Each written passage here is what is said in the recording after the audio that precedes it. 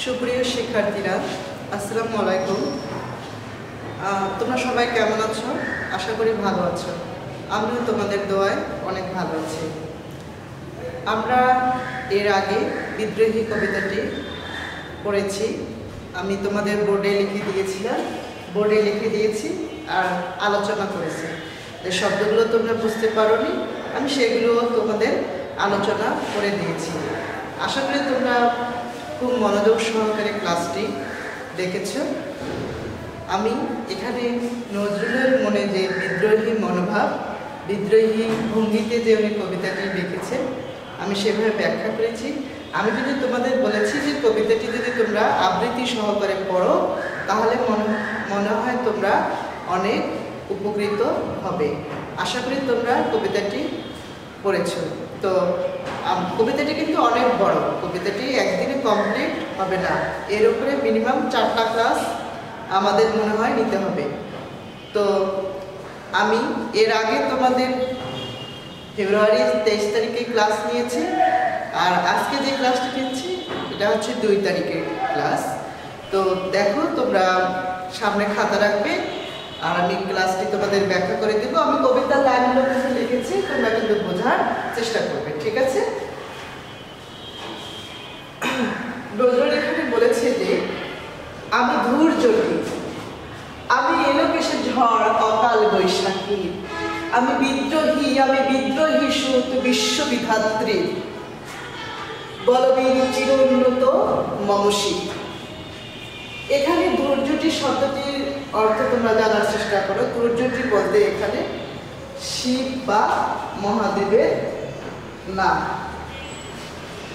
শিব না লিখে আমি লিখলাম কি মহাদেবের নাম। তাহলে নজরুল বলেছে আমি এখন কিভাবে এসেছি পৃথিবীতে,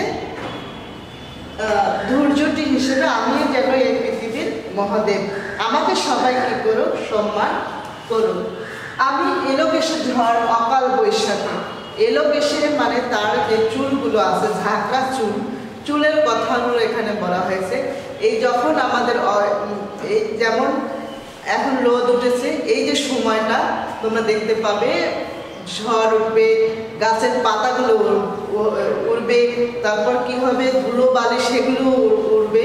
তো এখানে কিন্তু কাজী নজরুল বলেছেন আমি এলোকেশে ঝড় অকাল বৈশাখী মাসে যেমন ঝড় হয়, সেরকম বেশি যেন আমি এই পৃথিবীতে কি হয়েছি, আবির্ভূত হয়েছি। লেখক বা এই কবি কাজী নজরুল ইসলামের সেই বিদ্রোহী মনোভাব এভাবেই তার আমাদের মাঝে প্রকাশ করেছেন। এখানে বলেছে যে আমি বিদ্রোহী সুত বিশ্ববিধাত্রী।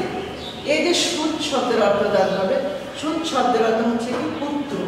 হ্যাঁ, এই যে প্রত্যেকটি জিনিসের কিন্তু যেগুলো তোমরা জানো না, আমি তোমাদের ব্যাখ্যা করে দিচ্ছি।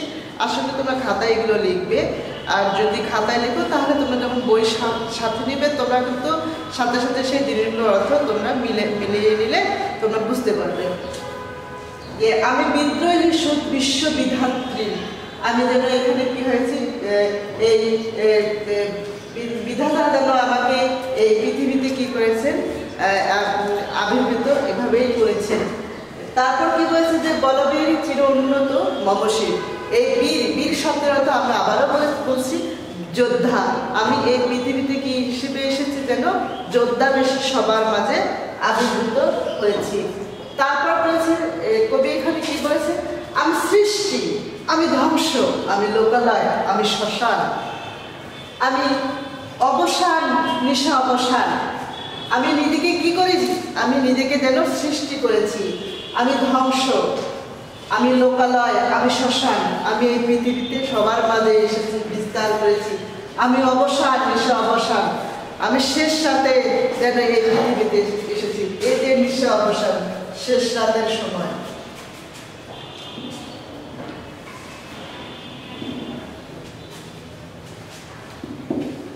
এরপর বলেছে যে আমি ইন্দ্রাণীর সুত, হাতে চাঁদ, ভালে সূর্য। ইন্দ্রাণীর সুত আমি ব্যাখ্যা পেয়েছি, সুত শব্দের অর্থ হচ্ছে কি পুত্র। আমি ইন্দ্রাণীর পুত্র হিসেবে যেন এই পৃথিবীতে এসেছি। আবার বলেছে মম এক হাতে বাঁকা বাঁশের বাঁশুরি, আর এক হাতে কি হচ্ছে রণতুর্য, বাঁকা বাঁশের বাঁশুরি। বাঁকা শব্দের অর্থ বাঁকা মানে কি যে বাঁকা, যেমন আমরা অনেকেই বলি কি সোজা পথে সে চলে না, লোকটা কিভাবে চলে বাঁকা হয়ে চলে। হ্যাঁ বলছে মোমো এক হাতে কি আছে বাঁকা বাঁশের বাঁশুরি, আর এক হাতে কি আছে রণতুর্য। রণ শব্দের অর্থ হচ্ছে কি যোদ্ধা, ঠিক আছে। আমি বেদুইন, আমি চেঙ্গিস। বেদুইন হচ্ছে কি, বেদুইন শব্দের অর্থ হচ্ছে কি আরব সমাজের একটা জাতির নাম, যাযাবরদের জাতি।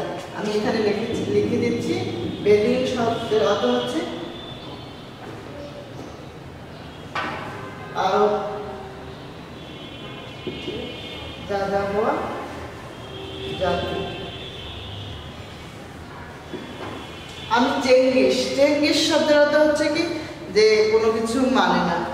আবার বলছে আমি আপনারে ছাড়া করি না কাহারও কুর্নিশ। কুর্নিশ শব্দের অর্থ হচ্ছে কি মাথা নত করা। এখানে কবি বলেছেন যে আমি শুধু এই পৃথিবী যে সৃষ্টি করেছে আমি শুধু তার কাছেই মাথা নত করি, আমি আর কার কাছেই মাথা নত করি না। আমাদের এই কাজী নজরুল ইসলাম মেয়ের মাঝে যে জিনিসগুলো আমরা দেখেছি বা প্রত্যক্ষ করেছি, আমরা লক্ষ্য করেছি, সেটি হচ্ছে কি তিনি বারবার বলেছেন যে আমি কোনো নিয়ম মানি না, আমি কারো কথা শুনি না, আমি আমার মতো এই পৃথিবীতে আবির্ভূত হয়েছি, আমি আমার মতো চলতে চাই। তিনি তার মনের যে কথাগুলো তিনি বিদ্রোহী মনোভাব দিয়ে প্রকাশ করেছেন, তিনি যার কারণে বলেছেন যে আমি করি না তো কাহারও কুর্নিশ।